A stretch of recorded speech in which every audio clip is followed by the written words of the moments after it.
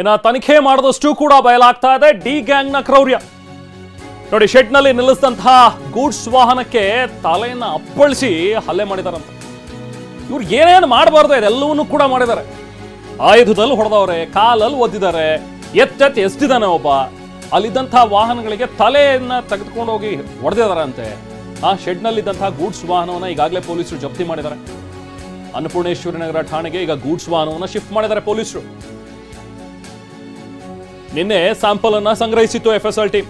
Of course FSL team ಅಲ್ಲಿ ಹೋಗಿ ಎಲ್ಲಾದ್ರೂ ಬ್ಲಡ್ ಸ್ಯಾಂಪಲ್ಸ್ ಸಿಗುತ್ತಾ ಇದೆಲ್ಲವನ್ನೂ ಕೂಡ ನೋಡಿ ಅದನ್ನ ಈಗಾಗಲೇ ಕಲೆಕ್ಟ್ ಮಾಡ್ಕೊಂಡಿದ್ದಾರೆ. ಸೊ ಹಾಗಾಗಿ ಈಗ ಸ್ಥಳ ಮಹಜರು ವೇಳೆ ಆರೋಪಿಗಳು ಕೂಡ ಬಾಯಿ ಬಿಟ್ಟಿದ್ರಂತೆ. ನೋಡಿ, ಇಲ್ಲೇ ನಾವು ಎಳೆದೇ ಎಲ್ಲ ಹೊಡೆದಿದ್ದೀವಿ, ಅವನಿಗೆ ಎಸ್ದಿದ್ದೀವಿ, ಜೊತೆಗೆ ಅಲ್ಲಿ ಗೂಡ್ಸ್ ವಾಹನ ಒಂದು ನಿಂತಿತ್ತು, ಅದನ್ನು ಅಲ್ಲಿಗೆ ಎಳ್ಕೊಂಡು ಬಂದು ತಲೆನ ಅಲ್ಲಿಗೆ ಅಪ್ಪಳಿಸಿ ರೀತಿಯಲ್ಲಿ ಹೊಡೆದಿದ್ದೀವಿ ಅಂಥೇಳಿ. ಅಂದರೆ ಇವ್ರು ಯಾವ ಮಟ್ಟಕ್ಕೆ ಕ್ರೌರ್ಯ ಮೆರೆದಿದ್ದಾರೆ ಅಂಥೇಳಿ ಇದೆಲ್ಲವೂ ಕೂಡ. ಬಟ್ ಇದನ್ನೆಲ್ಲ ನಾವು ಹೇಳ್ತಾ ಇದ್ದೀವಿ ನಿಜ. ಇದನ್ನು ಕೇಳ್ತಾ ಇರುವಂಥ ಪಾಪ ಅವ್ರ ಕುಟುಂಬದವರಿಗೆ ಎಷ್ಟು ಸಂಕಟ ಆಗಿರಬೇಕು. ತನ್ನ ಮಗನಿಗೆ ಈ ರೀತಿಯಾಗಿ ಚಿತ್ರಹಿಂಸೆ ಕೊಟ್ಟಿದ್ದಾನೆ ಅಂದರೆ ಅವ್ನು ಮಾಡಿದ್ದಾದ ತಪ್ಪೇನು? ಕೊಲೆ ಕೇಸ್ನಲ್ಲಿ ಪೊಲೀಸ್ ಠಾಣೆಗೆ ಈಗ ಪುನೀತ್ ಹಾಜರಾಗಿದ್ದಾರೆ. ಪುನೀತ್ನನ್ನ ಈಗ ವಿಚಾರಣೆಗೆ ಕರೆಸಿದ್ದಾರೆ ಪೊಲೀಸರು. ಸೊ ಶವ ಸಾಗಿಸಿದ್ದ ಸ್ಕಾರ್ಪಿಯೋ ಕಾರನ ಮಾಲೀಕ ಅಂತ ಈತ ಪುನೀತ್. ಈಗ ಅವನನ್ನು ಕೂಡ ಕರೆಸಿದ್ದಾರೆ ಪೊಲೀಸರು. ದರ್ಶನ್ ಜಾಲತಾಣ ಹ್ಯಾಂಡಲ್ ಮಾಡ್ತಾ ಇದ್ದಂತಹ ಪುನೀತ್ ಈತ. ಈ ಹಿನ್ನೆಲೆಯಲ್ಲಿ ಈಗ ವಿಚಾರಣೆಗೆ ಕರ್ಕೊಂಡು ಬಂದಿದ್ದಾರೆ ಪೊಲೀಸರು, ಕರೆದಿದ್ದಾರೆ. ಆತ ಕೂಡ ಬಂದಿದ್ದಾನೆ, ಈಗ ವಿಚಾರಣೆಗೆ ಹಾಜರಾಗಿದ್ದಾನೆ. ಕೊಲೆ ಕೇಸ್ನಲ್ಲಿ ಪೊಲೀಸ್ ಠಾಣೆಗೆ ಈಗ ಪುನೀತ್ ಬಂದು ವಿಚಾರಣೆಯನ್ನು ಎದುರಿಸ್ತಾನೆ. ಸ್ಕಾರ್ಪಿಯೋ ಕಾರು ಈತನ ಹೆಸರು ಮೇಲೆ ರಿಜಿಸ್ಟರ್ ಆಗಿರುವಂಥದ್ದು. ಜೊತೆಗೆ ಈತ ಸೋಷಿಯಲ್ ಮೀಡಿಯಾ ಹ್ಯಾಂಡಲ್ ಮಾಡ್ತಿದ್ದಂತೆ. ದರ್ಶನ್ ಅವರ ಸೋಷಿಯಲ್ ಮೀಡಿಯಾ ಇದೆಯಲ್ಲ, ಅದನ್ನು ಹ್ಯಾಂಡಲ್ ಮಾಡ್ತಾ ಇದ್ದಂಥವನು ಈತನೇ ಪುನೀತ್ ಅಂತ ಹೇಳಿ. ನೋಡಿ, ದೃಶ್ಯದಲ್ಲಿ ನೋಡ್ತಾ ಇದ್ರಿ.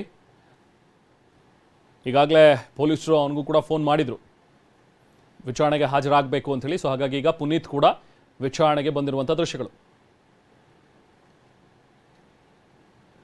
ಅನ್ನಪೂರ್ಣೇಶ್ವರಿ ನಗರ ಠಾಣೆ ಬಳಿ ನಮ್ಮ ಪ್ರತಿನಿಧಿ ಪ್ರಜ್ವಲ್ ಇದ್ದಾರೆ, ಡೀಟೇಲ್ಸ್ ಪಡೆಯೋಣ. ಪ್ರಜ್ವಲ್, ಈಗ ಪುನೀತನ್ನ ಕೂಡ ಸ್ಥಳಕ್ಕೆ ಕರೆಸಿದ್ದಾರೆ. ಪ್ರಮುಖವಾಗಿ ಈತನ್ ಮೇಲಿರುವಂಥ ಒಂದು ಆರೋಪ ಏನಕ್ಕೋಸ್ಕರ ಈತನನ್ನ ಈಗ ಕರೆಸಿದ್ದಾರೆ? ಎಷ್ಟೊತ್ತಾಯ್ತು ಈತ ಬಂದು? ಈತನ್ನು ಕೂಡ ಏನಾದರೂ ಡಿಟೈನ್ ಮಾಡುವಂಥ ಸಾಧ್ಯತೆಗಳಿದೆಯಾ? ಏನು ಮಾಹಿತಿ ಸಿಗ್ತಾ ಇದೆ ಪ್ರಜ್ವಲ್?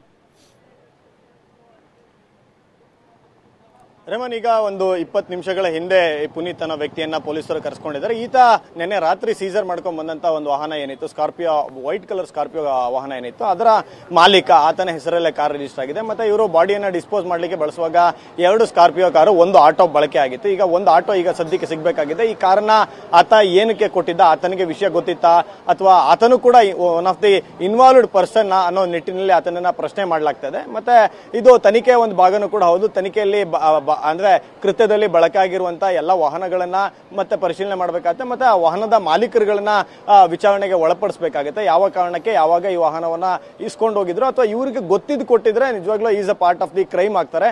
ಹೀಗಾಗಿ ವಿಚಾರಣೆ ಮಾಡ್ತಾರೆ. ಈಗಾಗಲೇ 2 ಸ್ಕಾರ್ಪಿಯೋ ವಾಹನ, 1 ಜೀಪು ಸೇರಿದಂತೆ ಸಾಕಷ್ಟು ವಾಹನಗಳನ್ನ ಕೃತ್ಯಕ್ಕೆ ಬಳಸಿದ್ದಂತ, ಮತ್ತೆ ಆ ಸಮಯದಲ್ಲಿ ಇವರು ಆರೋಪಿಗಳು ಓಡಾಡಿದಂತ ವಾಹನಗಳನ್ನ ಜಪ್ತಿ ಮಾಡಿಕೊಳ್ಳಲಾಗಿದೆ. ಮತ್ತೆ ನಿನ್ನೆ ಕೃತ್ಯ ನಡೆದಂತ ಸ್ಥಳದಲ್ಲಿ ಮಹಜರ್ ಮಾಡಿಕೊಂಡಂತ ಸಂದರ್ಭದಲ್ಲಿ ಸಹಿತ ಕೃತ್ಯಕ್ಕೆ ಬಳಸಿದಂತ ಹಗ್ಗ ಆಗ್ಬೋದು, ಅಂದ್ರೆ ಅವನನ್ನ ಕೈಕಾಲ್ ಕಟ್ಟಾಗಿ ಹೊಡಿಲಿಕ್ಕೆ ಬಳಸಿದಂತ ಹಗ್ಗ ಆಗ್ಬೋದು, ಹೊಡೆದಿದ್ದಂತ ದೊಣ್ಣೆಗಳಾಗ್ಬೋದು, ಮತ್ತೆ ರೀಪೀಸ್ ಪಟ್ಟಿ ಆಗ್ಬೋದು, ಮತ್ತೆ ಬೆಲ್ಟ್ ಆಗ್ಬೋದು, ಇವುಗಳನ್ನ ಸಹಿತ ಪೊಲೀಸ್ ಅಧಿಕಾರಿಗಳು ವಶಕ್ಕೆ ಪಡ್ಕೊಂಡು ವಿಚಾರಣೆಯನ್ನ ಮಾಡ್ತಿದ್ದಾರೆ. Rehman, okay, thank you Prajwal.